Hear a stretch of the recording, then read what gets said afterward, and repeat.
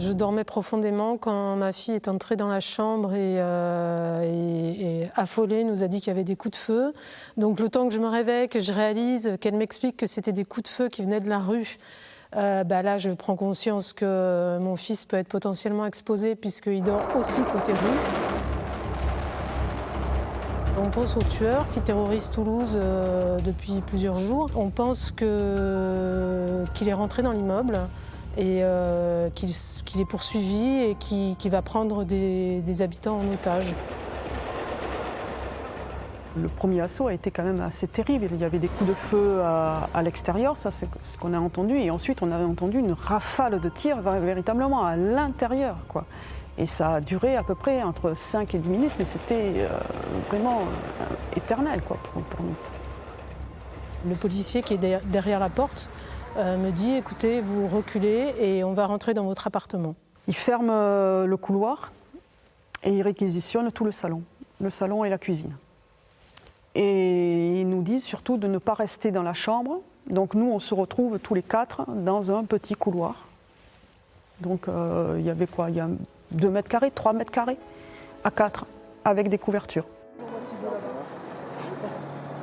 Les échanges se font à l'oral et assez forts avec le voisin. On se rend compte qu'effectivement, il s'agit bien du tueur de Toulouse. Il dit qu'il est allé voyager, qu'il a fait l'Égypte, qu'il a fait la Syrie, il raconte tout.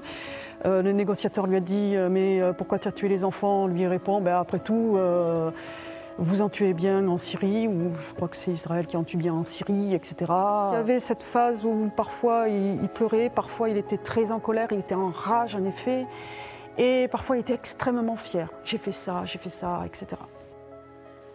Toute la nuit a été accaparée par un récit qui était tellement surréaliste qu'en fait j'ai eu recours à cette espèce de dissociation qui m'a permis de garder mon sang-froid et de protéger mes enfants. Ils nous ont fait sortir protégés par des boucliers, donc en tortue. Ça a été un peu stressant. Ils nous ont demandé d'emporter très peu de choses.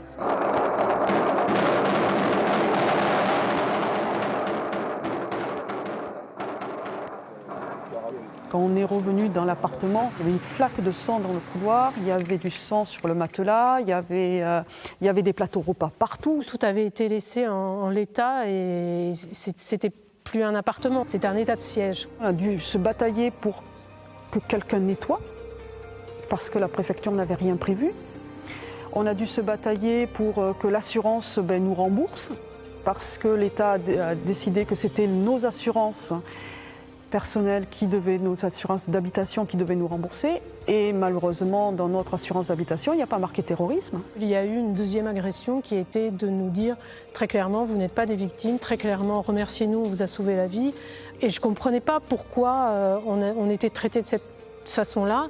Et finalement, ça a vraiment ajouté, ça a vraiment été difficile dans mon processus de réparation.